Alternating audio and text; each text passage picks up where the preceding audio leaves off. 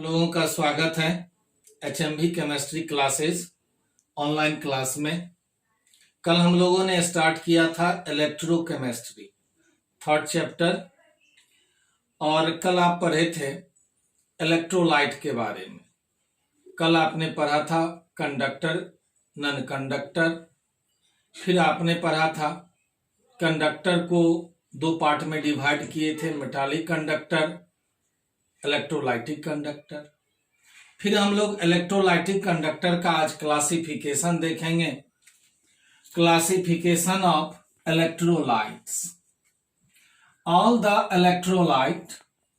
Electrolyte जितने भी हैं वह सभी don't ionize to the same extent, समान रूप से आयोनाइज नहीं होते हैं, आयन में अलग नहीं होते हैं इन सॉल्यूशन, किसी भी सॉल्यूशन में। एंड देयरफॉर इसीलिए they are broadly divided into two types, इसे दो भागों में बांटा गया। First strong electrolyte, second weak electrolyte. First strong electrolyte, those electrolyte which are almost completely ionized in their aqueous solution are called a strong electrolyte. वैसा electrolyte जो अपने aqueous solution में, जलीय विलयन में पूर्णतः आयोनाइज्ड होता है, पूर्णतः आयन में अलग हो जाता है, आयन में टूट जाता है, वह स्ट्रॉन्ग इलेक्ट्रोलाइट कहलाता है। Some common examples are mineral acid such as hydrochloric acid, sulfuric acid, etc. Base like sodium hydroxide, potassium hydroxide, etc. And salts like potassium chloride, ammonium chloride, sodium chloride, sodium sulphate. तो इस तरह से वैसा electrolyte जो aqueous solution में पूर्णतः ion में अलग हो जाता है, तेजी से डिकम्पोज्ड हो जाता है, कंप्लीटली आयोनाइज्ड हो जाता है to greater extent, called a strong electrolyte. Another weak electrolyte, those electrolyte which ionize in aqueous solution to the smaller extent, जो छोटे से भाग में आयोनाइज्ड होता है, पूर्णतः आयन में अलग नहीं होता है, वीक इलेक्ट्रोलाइट कहलाता है। They have low degree of ionization, for example acetic acid, carbonic acid, boric acid, hydrocyanic acid, mercuric chloride, ammonium hydroxide, तो ये सब कहलाया वीक इलेक्ट्रोलाइट। वीक इलेक्ट्रोलाइट का जो एक्वस सॉल्यूशन है जिसमें आयन रहता है, वह आयन इक्विलिब्रियम में रहता है undissociated molecule. This is undissociated molecule acetic acid. ये पार्शियली आंशिक रूप से आयोनाइज्ड हुआ CH3 COO- और H+। तो ये जो आयन है अनडिसोसिएटेड मॉलिक्यूल के साथ इक्विलिब्रियम में रहता है। तो इस तरह से वैसा इलेक्ट्रोलाइट जो पार्शियली आंशिक रूप से आयोनाइज्ड होगा, वीक इलेक्ट्रोलाइट, जो कंप्लीटली आयोनाइज्ड होगा, स्ट्रॉन्ग इलेक्ट्रोलाइट। तो ये था स्ट्रॉन्ग और वीक इलेक्ट्रोलाइट। अब हम लोग देखें इस इलेक्ट्रोलाइटिक कंडक्शन किन किन बातों पर निर्भर करता है। Factors influencing the electrolytic conductance.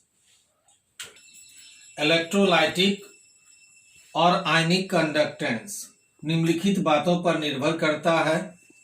First है nature of electrolyte. The conductance of an electrolyte, किसी भी इलेक्ट्रोलाइट का कंडक्टेंस, चालकता, निर्भर करता है नंबर ऑफ आयन, आयन की संख्या पर। जो उस सॉल्यूशन में उपस्थित रहता है। Greater the number of ion in solution, solution में आयन की संख्या जितना अधिक होगा, ग्रेटर इज द कंडक्टेंस, तो उस इलेक्ट्रोलाइट का कंडक्टेंस उतना ही अधिक होगा। And thus strong electrolytes have higher conductance than the weak electrolytes, और इस तरह से स्ट्रॉन्ग इलेक्ट्रोलाइट का जो कंडक्टेंस है वह अधिक होता है वीक इलेक्ट्रोलाइट की तुलना में। चूंकि आयन की संख्या जितना ज्यादा होगा सॉल्यूशन में, इलेक्ट्रोलाइटिक कंडक्टेंस भी उतना ज्यादा होगा। आपने पढ़ा स्ट्रॉन्ग इलेक्ट्रोलाइट कंप्लीटली आयोनाइज्ड होता है, जबकि वीक इलेक्ट्रोलाइट पार्शियली आयोनाइज्ड होता है। तो जब सॉल्यूशन में आयन की संख्या अधिक होगा, इलेक्ट्रोलाइटिक कंडक्टेंस अधिक होगा। Second factor, nature of solvent. कोई भी इलेक्ट्रोलाइट आयोनाइज होता है अधिक मात्रा में पोलर सॉल्वेंट में। Therefore greater the polarity of solvent, किसी सॉल्वेंट का पोलैरिटी जितना अधिक होगा, लार्जर इज द आयोनाइजेशन, उस इलेक्ट्रोलाइट का आयोनाइजेशन उतना अधिक होगा। And hence greater is the conductance, electrolyte का कंडक्टेंस भी अधिक होगा। Third factor, electrolytic conductance EC, electrolytic conductance inversely proportional to ionic size. अगर आयन का साइज बढ़ेगा, आयन का साइज अगर बढ़ेगा तो इलेक्ट्रोलाइटिक कंडक्टेंस घटेगा, और आयन का साइज जितना छोटा होगा इलेक्ट्रोलाइटिक कंडक्टेंस उतना ही अधिक होगा। Fourth factor, electrolytic conductance also inversely proportional to the solvation of ion। Ion का साइज जितना बड़ा होगा सॉल्वेशन उतना अधिक होगा, इलेक्ट्रोलाइटिक कंडक्टेंस उतना ही कम होगा।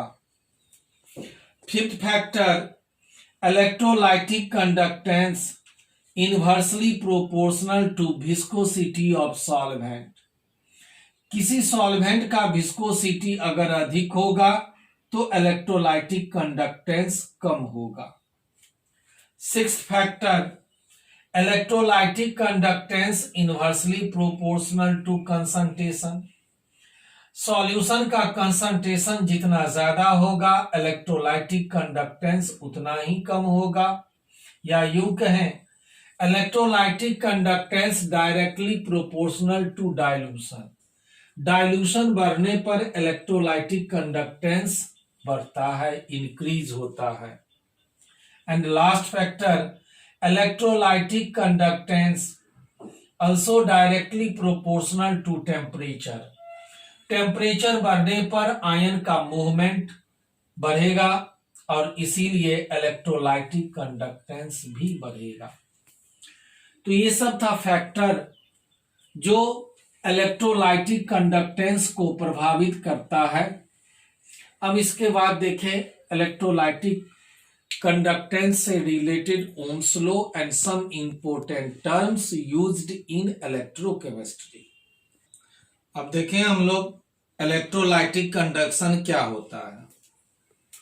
द पावर ऑफ इलेक्ट्रोलाइट, किसी भी इलेक्ट्रोलाइट की वह क्षमता टू कंडक्ट इलेक्ट्रिक करंट, जिससे होकर इलेक्ट्रिक करंट प्रवाहित होता है, इलेक्ट्रोलाइटिक कंडक्टेंस कहलाता है या इलेक्ट्रोलाइटिक कंडक्टिविटी कह सकते हैं।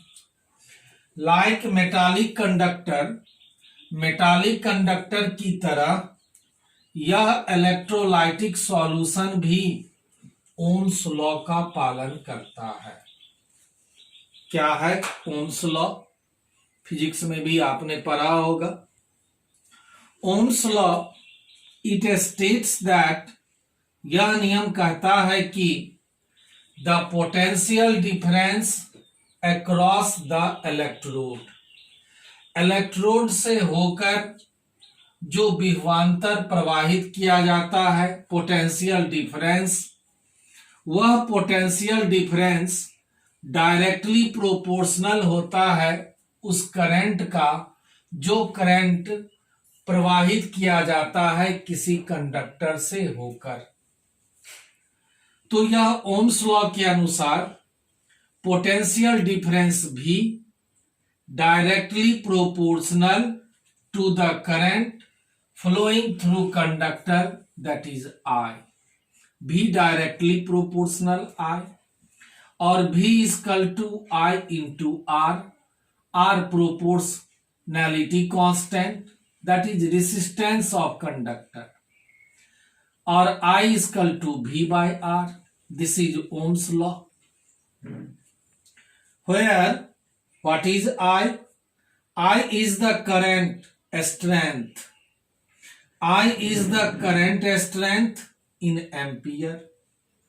V, potential difference applied across the conductor, taken in volt. And R is the proportionality constant, also called resistance of conductor. अब इसी से यहां आप देखते हैं कि यह जो I है करंट स्ट्रेंथ, यह डायरेक्टली प्रोपोर्शनल है पोटेंशियल डिफरेंस का और इनवर्सली प्रोपोर्शनल है रेजिस्टेंस ऑफ कंडक्टर। इसीलिए इस ओम्स लॉ को आप दूसरे शब्दों में कह सकते हैं, ओम्स लॉ में also be stated as the strength of current flowing through a conductor, जब किसी कंडक्टर से एक निश्चित स्ट्रेंथ का करंट प्रवाहित किया जाता है, that is I, is directly proportional to the potential difference applied across the conductor. Potential difference का यह डायरेक्टली प्रोपोर्शनल होता है and inversely proportional to the resistance R, resistance R का इनवर्सली प्रोपोर्शनल होता है। रेजिस्टेंस कंडक्टर के resistance का यह इनवर्सली प्रोपोर्शनल होता है। तो ये था ओम्स लॉ। कल हम लोग इसी में देखेंगे some important terms used in electrochemistry। तो जितना आज आपने पढ़ा इसको एक बार रिवीजन करिए, लॉकडाउन का पालन करिए, घर में रहिए, सुरक्षित रहिए। All the best.